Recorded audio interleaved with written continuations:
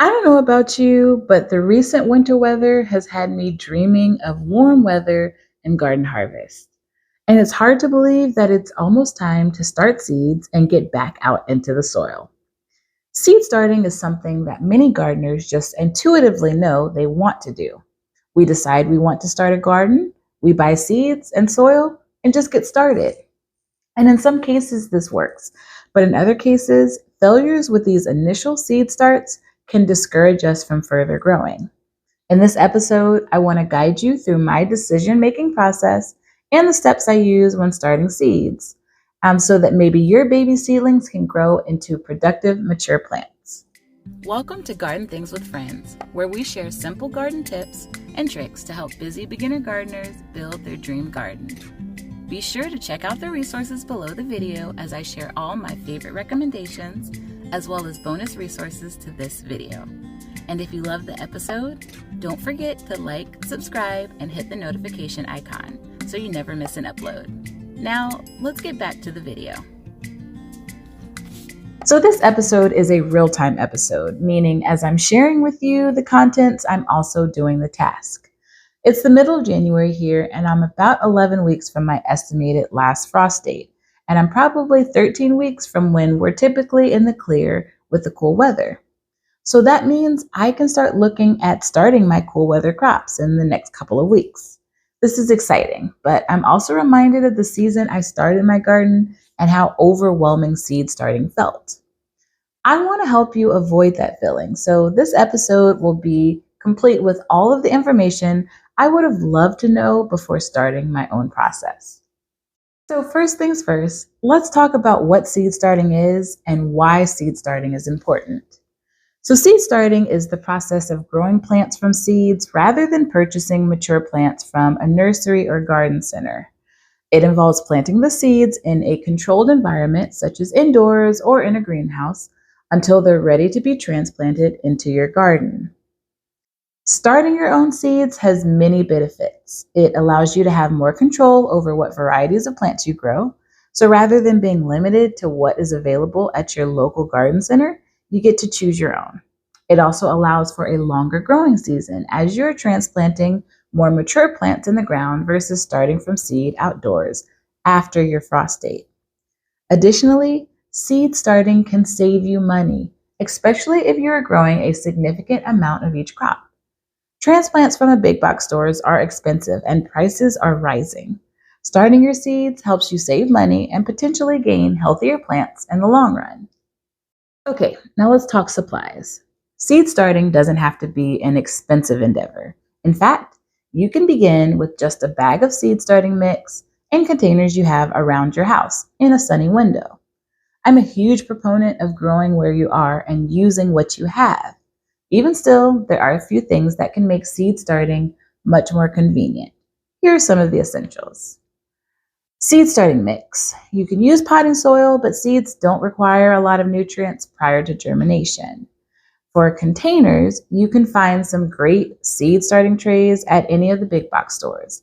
I like a super seed tray from Burpee. They're silicone. You can use labels, a grow light, heating mat, large container for bottom watering. A table fan can help with hardening off plants. Spray bottle, watering can. Now, aside from soil and a grow light, all of the other items are optional or can be substituted for things around your home. Now, let's talk about methods of starting seeds. There are 4 basic ways to start seeds.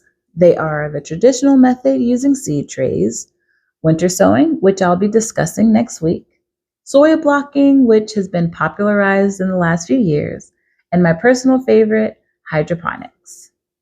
Now, I want to spend a little time going through each method in more detail. We'll start with the traditional seed starting method. This method is what most of us will start out with. It's really simple and only requires seed starting mix, a container, and grow lights. Now, while grow lights are optional, they increase success tenfold. Now, with this method, you will choose and prepare your container. And if you're using seed trays, there's no preparation needed. If you're using a recycled container, make sure you have proper drainage. Then you'll moisten your soil You want the soil to clump together when held in your fist, but you don't want to be able to squeeze water out of it. Then you'll fill your container, you'll place your seeds, 2 to 3 in each seed starting tray, or if you're using a container, you can slightly overseed. Then you'll place this under a grow light and wait, and you'll water as needed. Once germination has occurred, you will pot up and transplant outside. Now let's talk about the next method, and that is going to be soil blocking.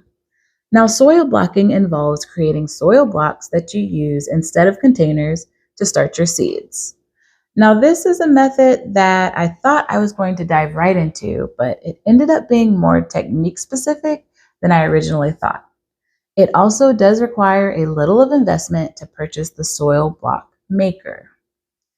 So my experience with this is going to be limited, but there are some pretty intriguing benefits. And those benefits include not having to use containers. And then the roots, they air prune, which basically is they stop growing when they hit the edge of the block. This generally or is said to lead to healthier transplants. And then you can stack these much tighter because you don't have the containers under your grow lights. Now, I may try my hand at soil blocking again because the idea of air pruning does seem like a benefit I'd like to capitalize on. If you have experience with it, I would love to hear about it. Message me in the comments below. Now, this next method does require an investment, especially if you do not already own a hydroponic growing system, but it is my absolute favorite. Hydroponics is a method of growing plants in water. And once I began using my AeroGarden to start my plants, I was sold. Now, I can't speak for other hydroponic systems, so I'll just speak about the AeroGarden. They do have a way to convert all of their hydroponic systems into a seed starting hydroponic system. Basically, you purchase a kit that increases the amount of growing cones you can use. Mine goes from a 6-cell unit to a 23-cell unit. Once you have this kit, you can start nearly any seed and then transplant it into the soil once you have 1 or 2 sets of true leaves. Last year, I ran a little experiment where I started peppers in the traditional seed tray method and the AeroGarden. The AeroGarden pepper starts germinated in 2 weeks, where the traditional method, it took nearly a month and a half or never germinated at all. Now, I do understand that this method has a higher initial cost and maintenance costs. However, I use rock wool instead of the growing cones, and the overall cost is so much lower. The last method that I want to discuss is one that I'm going to be working on for the first time this year, and that is winter sowing.